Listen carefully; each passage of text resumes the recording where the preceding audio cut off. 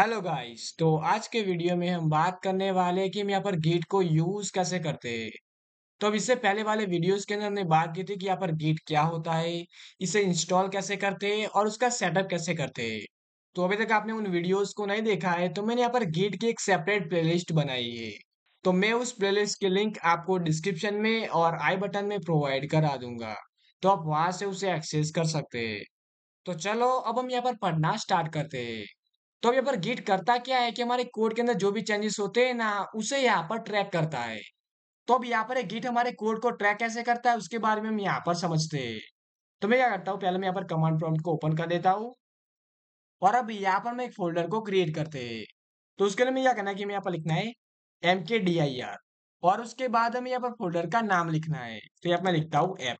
अब इसकी डायरेक्टरी के अंदर हम यहाँ पर जाते हैं तो हमें यहाँ पर लिखना है cd और उसके बाद हमें यहाँ पर फोल्डर का नाम लिखना है। तो यहाँ पर मैं लिखता हूँ ऐप और अब इस फोल्डर को हम यहाँ पर वीएस कोड के अंदर ओपन करते हैं।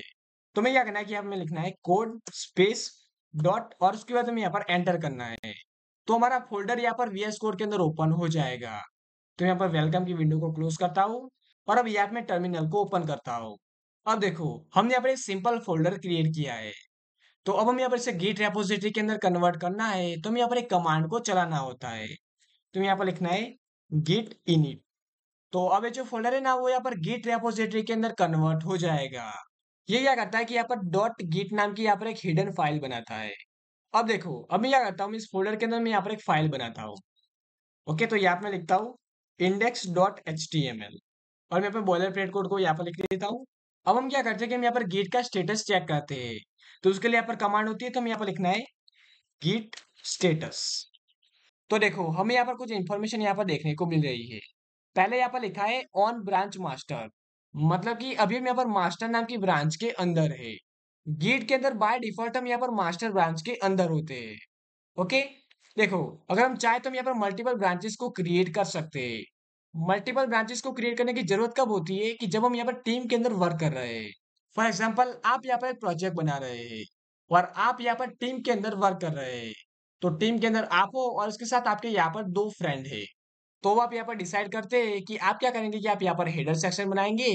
आपका जो पहला फ्रेंड होगा वो यहाँ पर हीरो सेक्शन बनाएगा और जो दूसरा फ्रेंड होगा वो यहाँ पर फूटर सेक्शन बनाएगा। तो इससे किसी आपने यहाँ पर काम को डिस्ट्रीब्यूट कर दिया है। पर देखो एट अ टाइम हम यहाँ पर एक ही कोड के अंदर चेंजेस कर सकते हैं। तो अब इसका सॉल्यूशन है कि आप यहाँ पर दो एक्स्ट्रा ब्रांचेस क्रिएट कर सकते हैं।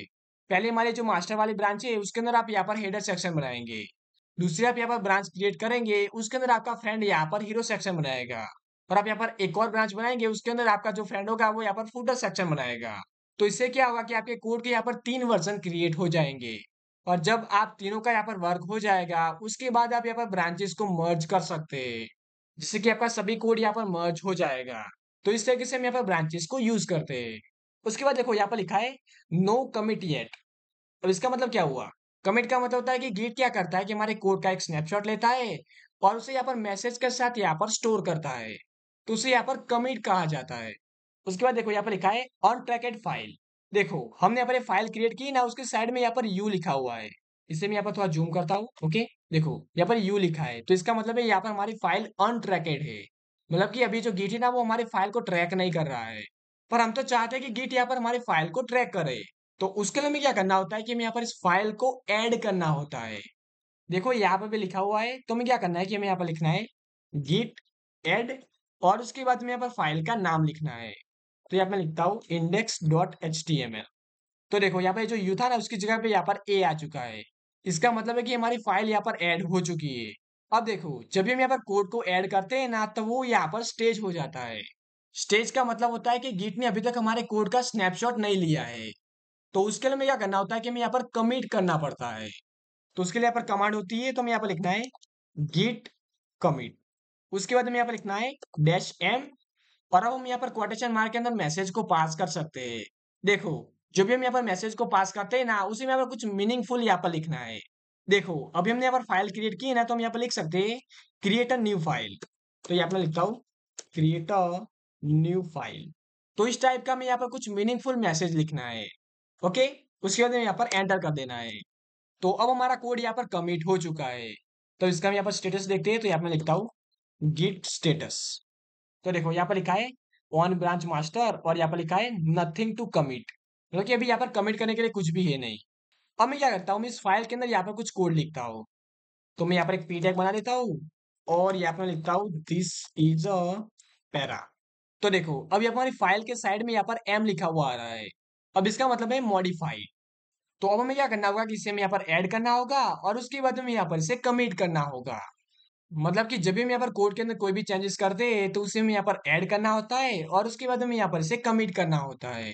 तो चलो इसे हम यहाँ पर ऐड करते हैं, तो हमें यहाँ पर लिखना है git add और उसके बाद हमें यहाँ पर फाइल का नाम लिखना है। तो यहाँ पर लिखता हूँ index.html और अब इसे हम यहाँ पर कमिट करते हैं। तो यहाँ पर लिखता हूँ git commit -m और इसके अंदर हम यहाँ पर लिखते हैं add p tag। ओके, इस तरह से मैं यहाँ पर कुछ लिखता हूँ। देखो जैसे हमने यहाँ पर इसे कमिट कर दिया, उसके बाद यहाँ पर जो m था ना वो यहाँ से निकल गया है, मतलब कि अब हम यहाँ पर अप टू डेट है। एक बार हम इसका स्टेटस भी यहाँ पर चेक कर लेते हैं। तो यहाँ पर लिखता हूँ गिट स्टेटस। तो देखो यहाँ पर लिखा है nothing to commit working tree clean, मतलब कि अभी हम यहाँ पर अप टू डेट है। अब देखो अब मैं क्या करता हूँ, यहाँ पर कुछ कोड को ऐड करता हूँ, यहाँ पर मैं एक div बना देता हूँ और इसके अंदर मैं यहाँ पर एक p टैग बना देता हूँ और यहाँ पे लिखता हूँ this is the inner p tag. इसके साथ मैं यहाँ पर एक a टैग बना देता हूँ और यहाँ पर मैं लिखता हूँ this is the a tag और अब यहाँ पे मैं एक फाइल क्रिएट करता हूँ। तो यहाँ पे मैं लिखता हूँ style dot C S S और यहाँ पे मैं कुछ कोड लिख देता हूँ। यहाँ पर कलर को यहाँ पर ग्रीन कर देते हैं। ओके, तो यहाँ पे लिखता हूँ ग्रीन। उसके बाद मैं यहाँ पर फॉन्ट वेट को यूज करता हूँ और इसे हम यहाँ पर बोल्ड कर देते हैं। तो अब यहाँ पे मैंने दो फाइल के अंदर चेंजेस किए। तो मैं यहाँ पर ऐड करने के लिए हम क्या करते हैं कि हम यहाँ पर लिखते हैं गिट ऐड और उसके बाद हम यहाँ पर फाइल का नाम लिखते हैं। तो अब अगर हमने यहाँ पर 10 बार फाइल के अंदर यहाँ पर चेंजेस किए तो हम यहाँ पर हर बार ऐसा थोड़ी करेंगे कि गिट ऐड और उसके बाद हम यहाँ पर फाइल का नाम लिखेंगे। इसकी जगह पे हम क्या कर सकते हैं कि हम यहाँ पर सभी कोड को एक ही साथ हम यहाँ पर ऐड कर सकते हैं। तो उसके लिए यहाँ पर कमांड होती है, तो हम यहाँ पर लिखना है गिट ऐड और उसके बाद यहाँ पर लिखना है डॉट। तो हमारे सभी चेंजेस यहाँ पर ऐड हो जाएंगे। देखो हमने यहाँ पर स्टाइल डॉट सीएसएस बनाई थी ना, तो उसका कोड भी यहाँ पर ऐड हो चुका है। तो अब इसे हम यहाँ पर कमिट करते हैं। तो हम यहाँ पर लिखना है गिट कमिट -m और हम यहाँ पर मैसेज को पास करते हैं। तो यहाँ पर मैं लिखता हूँ add div tag and apply style. इस टाइप का मैं यहाँ पर मैसेज लिखता हूँ। अब देखो अब मुझे क्या करना है कि अभी तक हमने यहाँ पर जो भी कमिट किए ना उन सभी को मुझे यहाँ पर देखना है। तो उसके लिए यहाँ पर एक कमांड होती है, तो हम यहाँ पर लिखना है git log। तो अभी तक हमने यहाँ पर जो भी कमिट किए होंगे ना वो सभी यहाँ पर आ जाएंगे। देखो यहाँ पर ऑथर के अंदर यहाँ पर नाम लिखा हुआ आ रहा है और ये ईमेल लिखा हुआ आ रहा है। तो अब ये कहाँ से आ रहा है, तो जब हमने यहाँ पर गिट के सेटअप की बात की थी तो वहां पर मैंने आपको एक कॉन्फ़िगरेशन करवाया था जिसके अंदर आपने यहाँ पर नेम और ईमेल को सेट किया था। तो वही नेम और ईमेल आपको यहाँ पर देखने को मिलेगा। ओके, अब देखो अभी तो हमने यहाँ पर 3 कमिट किए थे पर यहाँ पर तो 2 ही आ रहे हैं। तो बाकी के आपको कमिट देखने हैं तो आपको क्या करना है कि यहाँ पर डाउन की होती है ना, उसे आपको प्रेस करना है। तो आपको यहाँ पर नीचे वाले कमेंट भी आपको देखने को मिलेंगे। अब देखो जब यहाँ पर एंड लिखा हुआ जाए तो इसका मतलब कि हमने यहाँ पर इतने ही कमिट किए हैं।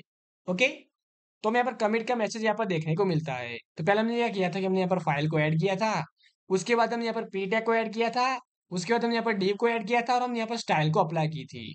ओके, तो इस तरीके से आप यहाँ पर गिट लॉग को यूज करके आप यहाँ पर सभी कमिट को देख सकते हैं। अब देखो अब मैं क्या करता हूँ, मैं यहाँ पर कुछ कोड लिखता हूँ। तो इस div के बाद मैं यहाँ पर एक सेक्शन टैग बना देता हूँ।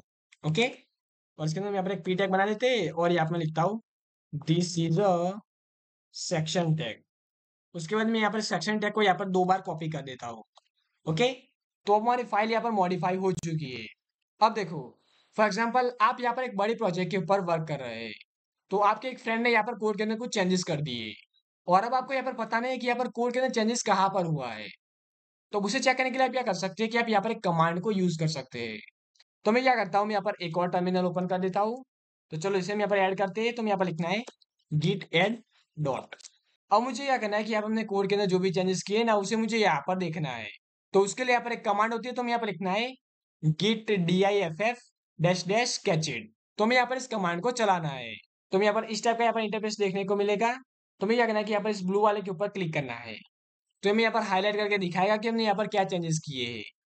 अब देखो मैंने यहाँ पर इसे पहले से ही ऐड कर दिया था, इसलिए मैंने यहाँ पर इस कमांड को चलाया था गिट diff डैश डैश कैचेड। अब मैं क्या करता हूँ, पहले मैं इसे कमिट कर देता हूँ। हमने यहाँ पर जो चेंजेस किए ना उसे मैं यहाँ पर कमिट कर देता हूँ।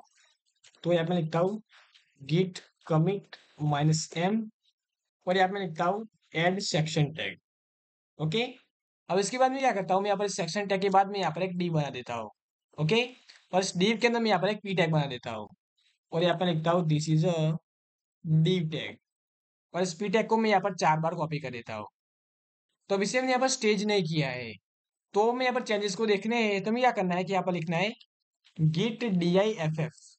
तो हमें इस टाइप से यहाँ पर चेंजेस देखने को मिलेंगे। यहाँ पे इस ब्लू वाले के ऊपर हम यहाँ पर कंट्रोल के साथ क्लिक करेंगे तो यहाँ पर हमें हाईलाइट करके दिखाई देगा कि हमने यहाँ पर क्या चेंजेस किए हैं। ओके, चलो इसे भी हम यहाँ पर कमिट कर देते हैं। तो पहले हमें क्या करना होगा कि इसे हमें यहाँ पर ऐड करना होगा। तो यहाँ पे लिखता हूँ git add डॉट, और इसके बाद इसे हम यहाँ पर कमिट करते हैं। तो यहाँ पे लिखता हूँ git commit -m, और यहाँ पे लिखता हूँ add a div tag with p tag। Okay, इस टाइप से मैं यहाँ पे कुछ लिखता हूँ। तो अब ये भी हमारा कमिट हो चुका है। और अगर आप यहाँ पर सभी कमिट को देखना चाहते हैं तो आप यहाँ पर git log को यूज कर सकते हैं। ओके, तो हमें यहाँ पर सभी कमिट देखने को मिलेंगे। सो गाइस, ये था हमारा आज का वीडियो। आपको वीडियो कैसा लगा आप मुझे कमेंट करके जरूर बताना, और अगर आपको यहाँ पर कोई डाउट है तो आप उसे भी मुझे कमेंट करके बता सकते हैं।